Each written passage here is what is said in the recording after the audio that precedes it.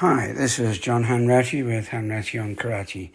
Our last little chat, I mentioned a student who was curious about the belt ranking system, and I gave a quick explanation of it and a little bit of the history behind it. Now, this guy, he's a really curious little guy, and he's always asking questions, which is good. I encourage that. However, you're always a little wary of going too far back with the history. You know, you could bore them, and is it germane to what we're doing now? Is it current? Well, if you're like me, and I believe many other people who've done 40, 50 years in karate, you got a good idea of the history and how karate was formed into Japan and originally in Okinawa and the roots all the way through. The other thing is, with history, you have to watch who's writing the history. It's usually, if it's done in the past tense, unless it's a live version of somebody writing about events, then all you're going to get is their opinion. Even if it's a live version, they're still only giving you their opinion of it. So it takes quite a bit of resources and looking through the different versions, checking them against each other, and getting the right story. However, I believe that there's probably a good general explanation for how karate is where it is these days and the philosophy that's behind it. If we go back, and we don't have to go all the way back to the Chinese court and all the rest of it, but just to Okinawa and the Chinese influences that formed Tode in Okinawa, as it was called then we can see that what came out of Okinawa and is now probably the most widely used version or widely practiced version of karate is Shotokan. It's really quite lucky how it came through to Japan. As we all know, there was demonstrations given in Japan by Funakoshi and different other masters. Now, the first one in 1917 wasn't really regarded as much. However, in 1922, when the Crown Prince was on a world tour, the Crown Prince of Japan, rather, was on a world tour, the demonstration that was given by Funakoshi really impressed him. And according to sources, he couldn't really stop talking about this for the rest of his tour through Europe and Asia. And they invited Funakoshi to go back to Japan. So he approached the Shubukai, which was the Okinawan version of the Butokukai in Japan, which is the body that oversaw the martial arts in Okinawa. And they sent Funakoshi. Now, the reason they sent Funakoshi wasn't because he was the best practitioner. You can read many sources that say that Mabuni and Choku Matobu were actually better karate practitioners than Funakoshi. The reason he was sent to Japan was because he spoke perfect Japanese, and also, a little bit of a side, he was also the president of the Shibokai. So, not going to read anything into that. So, once he got to Japan, and with the help of Kano, as I explained in the last little chat about the belt system, it got pretty established, and they opened the first karate club at Keio University. Now, once he started opening up a few university clubs, he got recognized by the education system in Japan, which actually put it into its curriculum, and it went on from there. So after the chaos of World War II, the JKA was formed. Actually, it was formed as a multi-style discipline at the time, but eventually just came into being Shotokan with the people that were in charge. And they put on demonstrations for the Strategic Air Command, or the SAC, who had many bases throughout Japan. And so these demonstrations went on twice a week from about 1948 right up into the early 50s. And they made karate a part of their regular training for the long-range bomber crews in a program that lasted for about 15 years.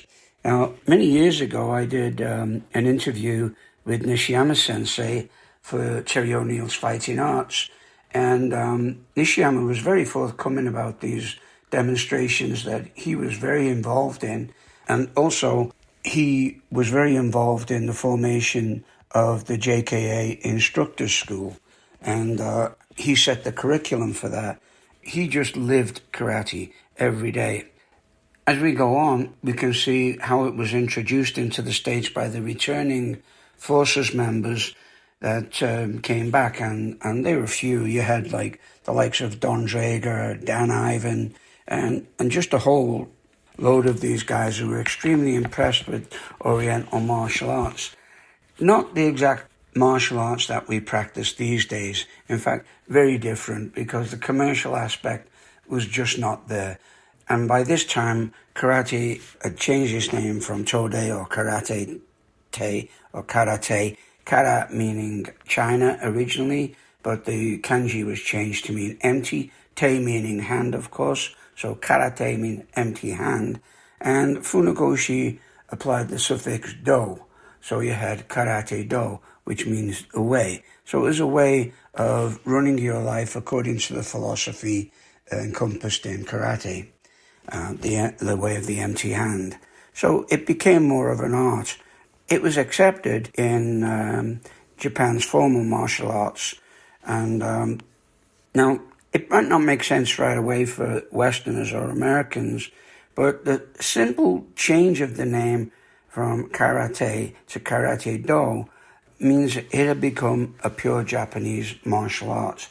Now, the way Nishiyama explained the change in the philosophy to me was they took a self-defense system from Okinawa, which they had perfected over the years, and what they'd done is they blended two styles, shurite and nahate, a soft style and an internal style, which goes in line with the Chinese soft styles and external styles. Their internal styles more towards Chinese medicine, the flow of ki, trigger points and nervous points on the body, and then the hard style, which is the outward strikes, kicks, throws. So these were blended into karate, and Nishiyama's view was that karate was given the Budo spirit by the Japanese that was missing in Okinawa. Now, I don't know if it was. As I said before, history is written by people who express an opinion on events that have happened or maybe not have happened, but they would have liked them to happen that way. So what Nishiyama was saying was that the Budo spirit injected into karate a stronger fighting, a more clean and definitive philosophy, more like the samurai spirit of Bushido. Whether this was true or not, I don't know.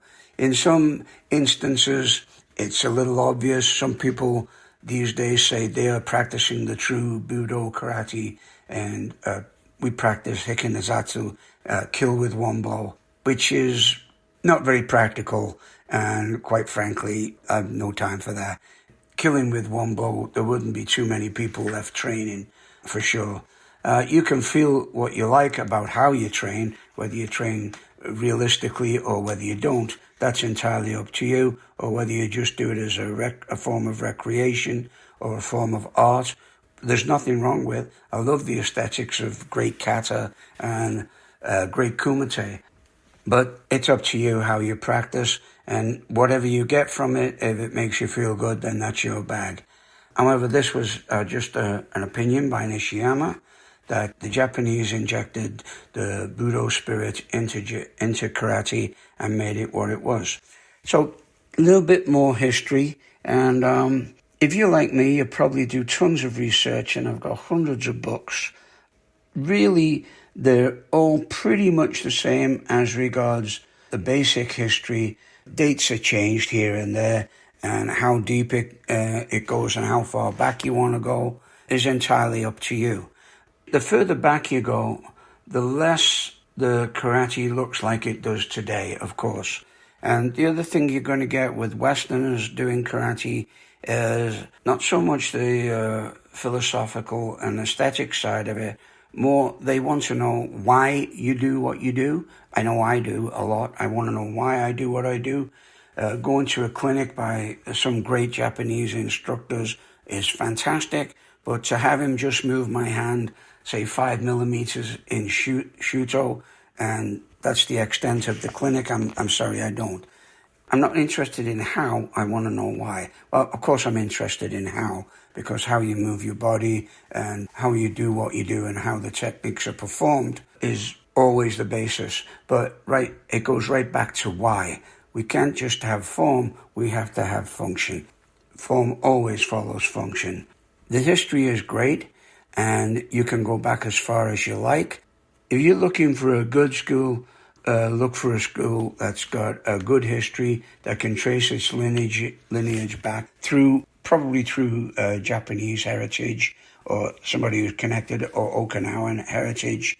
And whether you go through Mabuni or Matobu or any of the masters of Tosu or Funakoshi, then you're probably going to be taught a variation of what they taught, because what they taught was a variation on what they learned.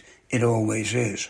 Everybody changes what they're learning to suit their body styles, to suit their philosophy, and that's the way they put it out. Now, you try to be true to what you've been taught, but you're always going to have your own views on it.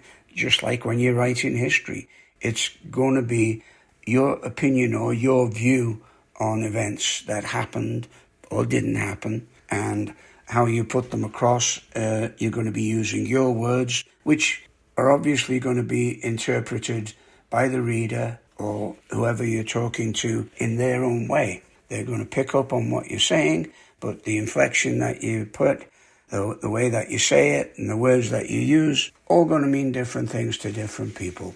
So just a thought worth bearing in mind. I like to try and think that I pass down the history correctly, but hey, we're all human. So when I look at the events, I try to process how they came about and what happened here and there. And you have to remember that the world was in turmoil for a great space of time during some of these events. So there's going to be some distortion. But I think most people agree, I know most Shotokan people agree on the history that we have, certainly from, say, about the 1940s on.